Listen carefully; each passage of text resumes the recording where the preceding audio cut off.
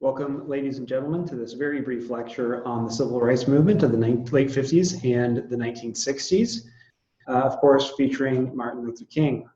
You'll notice the image behind me is from a great film called To Kill a Mockingbird, where an African-American male has been accused of sexual assault, and he is being tried by an all-white jury. It's quite an excellent film. It's a good book before that as well. So go ahead and check that out, bringing American race relations to the forefront of American minds in the 1960s. So really quickly want to talk about, before we get into the civil rights movement, before we get into Martin Luther King, to say that because of the adjustments within the curriculum for the AP exam, I'm going to be doing a very brief lecture on MLK, and my lectures will oftentimes skip certain parts from here on to the end of the year, once again largely because of the fact that I want us to continue to learn about American history up to the present, but also be rightly prepared to take the AP exam, which is coming at the end of potentially May. Okay, let's talk now about Martin Luther King and the civil rights movement, and really what causes American society to change. Ladies and gentlemen, after nearly 100 years of Jim Crow, the United States is going to take a hard look at itself in the 1950s and into the 1960s to deal with the race issue. So let's go very quickly through the Martin Luther King Civil Rights Movement lecture. Before we get to Martin Luther King in the 1950s, we have to go clear back to the end of Reconstruction. If you remember, in the late 1800s, 1877 specifically, after an agreement to let the Republicans win the office of presidency in 1876, the American Army was pulled out of the American South, allowing for, of course, the Southerners to basically rule themselves. Again, the white South takes control. And from then on, African Americans in the South live in some sort of a state where they are free, but they are definitely second-class citizens. The Jim Crow legislation had been put in place, it was accepted, and in 1898, the American Supreme Court makes one of its worst rulings of all time, where it basically admits that provided there are there's equal access to things like education, groups can be separated. And so the whites don't have to go to school with the blacks. The whites and blacks don't have to live together, work together, share the space together in public. Separate can be equal, is what Plessy versus Ferguson said. And then in 1954, under the leadership of Earl Warren, who you see pictured there on the screen, the Supreme Court rules in a way that is actually quite surprising and has been done very rarely in the history of America. The Supreme Court rules by quoting a previous ruling, Plessy versus Ferguson, and basically contradicting it. Once again, the Supreme Court rarely does this because it would undermine really its own authority and its own power and its own consistency. But here's what it says in Brown versus Board. Separate but equal is inherently unequal. Again, separate but equal is inherently unequal. And so in Brown versus Board, had to do obviously with title, with education and equal access to education. And so the Supreme Court basically ruled that schools needed to be integrated, that schools having white schools and black schools across America was inherently a racist thing. It's inherently unequal. And so 10 years later, by 1964, the problem is that there's only 2% of American schools that have actually been integrated. 10 years and we're only to 2%. And so this is going to require action. It's going to require action on the part of the federal government in order to challenge assumptions about race in America and to bring Americans around to embrace new ideas like social equality. I'm not going to spend a lot of time here in Montgomery, but this is ultimately where the civil rights movement really gets going about 1955-56, when Rosa Parks refuses to give up her seat after a very long day of work to a white man on the bus. And then, of course, because of this, the NAACP, which stands for the National Association for the Advancement of Colored People, by the way, don't use words like or terms like colored people today. It's not considered to be an appropriate term anymore. Terms change in their meanings over time. That said, the NAACP is still called that today, but only use the term in association with that particular organization. And out of this, so summarizing the entire thing very quickly, the NAACP does a bus boycott, and Martin Luther King helps to support this as a pastor in that town. We're not going to talk a lot about his philosophy, how he combines the philosophies of great American theologian, Protestant theologian Reinhold Niebuhr, and Mahatma Gandhi, kind of puts these things together, but we're moving past this. And Martin Luther King is an inspiring speaker, and he is an inspiring leader. And when he presents his arguments in front of even not just African American people, but even many white people, there's a great deal of appeal there. And so ultimately, this bus boycott goes on for a whole year. The whites who owned the busing system in Montgomery and who operated it were not nearly about to budge, even after losing money over the course of a year. So the Supreme Court ultimately steps in and rules segregation on public facilities would be unconstitutional. So that forces the bus company to basically integrate and move away from their Jim Crow system of seating on the bus. From this point, though, there is already a civil rights movement underway, and Martin Luther King ultimately decides to move his attention towards probably the most racist city in all of America, and that would be Birmingham, Alabama. Martin Luther King believed that attacking Jim Crow, where Jim Crow was the strongest, made the most sense. Birmingham was called a great place to grow. And I would say it's a great place to grow if you're lily white, but otherwise it's lousy. And of course, if you were to close your eyes and imagine the most racist kind of white sheriff looking guy you possibly could imagine, you would imagine in your head exactly the guy you see on the bottom right of your screen. His name was Bull Connor, and he was in charge of the police force in Birmingham. And so Martin Luther King takes a protest march into Birmingham.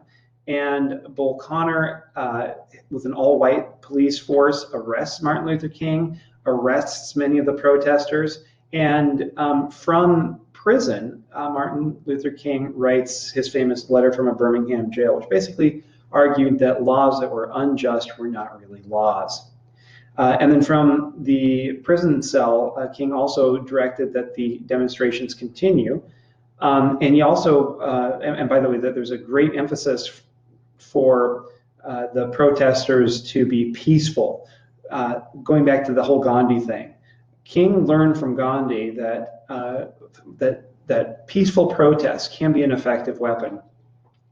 And so Martin Luther King and other civil rights leaders decided that the demonstrations should include children marching, and it did. And of course, every night when Americans would come home, turn on their television set and watch old Cronkite on there, they would see this. And you see these black protesters and many white protesters. Many clergy were involved in this protest. Clergy meaning priests and pastors, Protestants and Catholics and Eastern Orthodox, all marching together for equality here. And of course, children are marching. And for the most part, the protesters, as they marched, remained passive while the police enacted violently against them. It got really bad when the children were out there. They let dogs loose on them and attacked the children, took fire hoses, knocked over little kids on the pavements, scooting them all over the place. And people saw this on their television sets. And so, as you can probably imagine, many Americans who might have even been a tad bit racist would see this and be horrified. There was a strong reaction from the moderates around the United States, and of course from those who believed that racism was an inherent evil, already felt strongly about this, that something had to be done here. So what happened? Connor was fired. Some places in the South were desegregated because of this, and moderate whites realized that change was coming and that change was ultimately a good thing and it needed to happen. So from here, Martin Luther King takes his demonstrations to Washington. You see a number of Congress people had put forward a civil rights bill in 1963. And the civil rights bill would federally guarantee equality across all of the United States, including the South.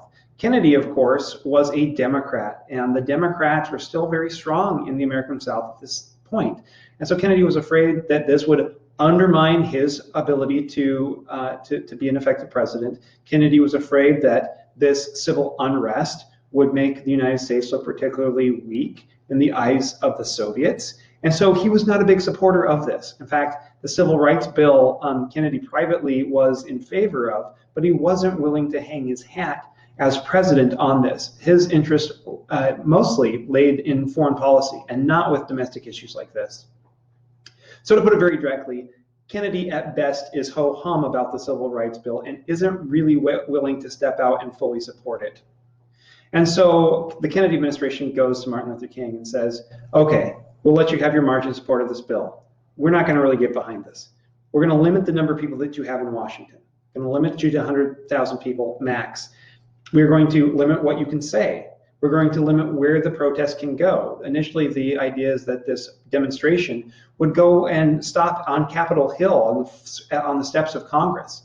But Kennedy convinced the civil rights marchers that perhaps going to the Lincoln Memorial would be an appropriate compromise. So there were limits up and down the line placed on the civil rights protesters. So additionally, even some of the speeches were edited. But of course, if you remember Martin Luther King's speech, and I'll put the speech, I'll attach the speech, and I encourage you to watch it. I'm not going to require you watch the whole thing because my chances are you are already familiar with the I Have a Dream speech. But if you are interested, please do watch it, and please find the section of the I Have a Dream speech that we all are familiar with. And notice, of course, the way that King blends biblical imagery with the civil rights platform. The impact of the march on the Civil Rights Bill.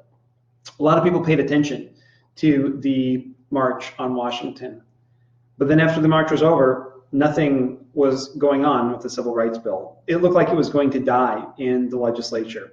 And it did. Frankly, it was dead legislation. It wasn't going anywhere. The Democrats were too pro-Southern in many cases to get behind this entirely. And in the case of some of the Republicans, they weren't behind this entirely strongly as well because of their belief in a smaller federal government. And so it's dead. The Civil Rights Bill was passed not in 1963, but rather in 1964 under the leadership of President not Kennedy, but rather Johnson. So what ultimately affects this Civil Rights Bill? In November of 1963, President Kennedy was shot and killed in a motorcade in Dallas, Texas.